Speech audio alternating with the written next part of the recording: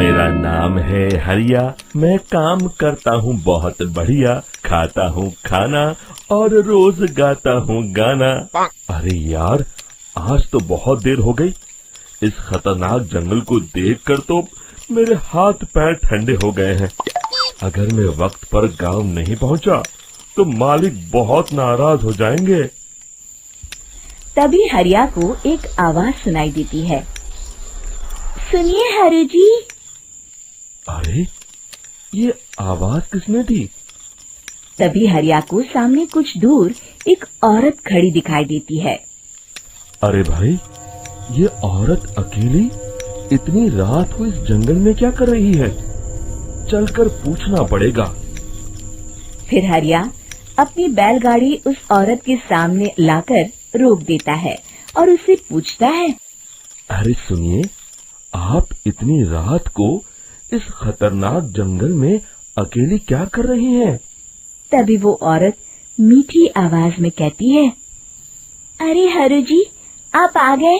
मैं कब से आपका इंतजार कर रही थी।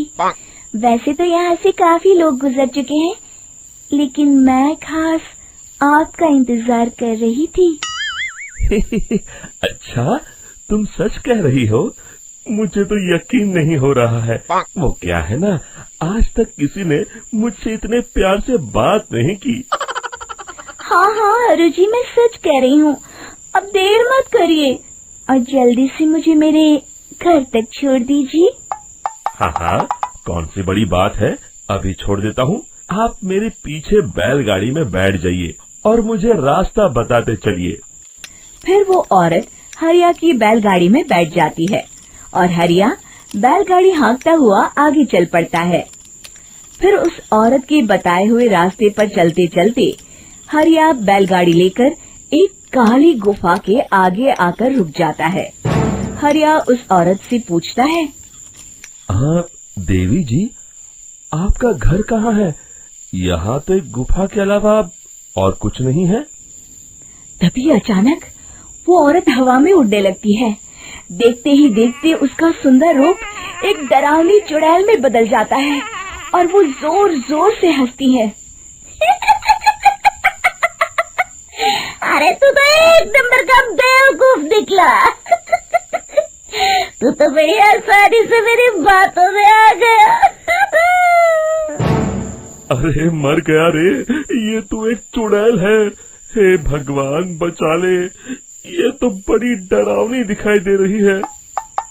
और फिर अगले ही पल हरिया की बैलगाड़ी में रखा सारा सामान हवा में उड़ता हुआ उस काली गुफा के अंदर चला जाता है और वो चुड़ैल भी उस गुफा के अंदर जाकर कहीं गायब हो जाती है।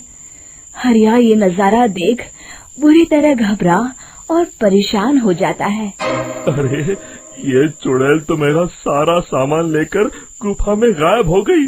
अब क्या होगा?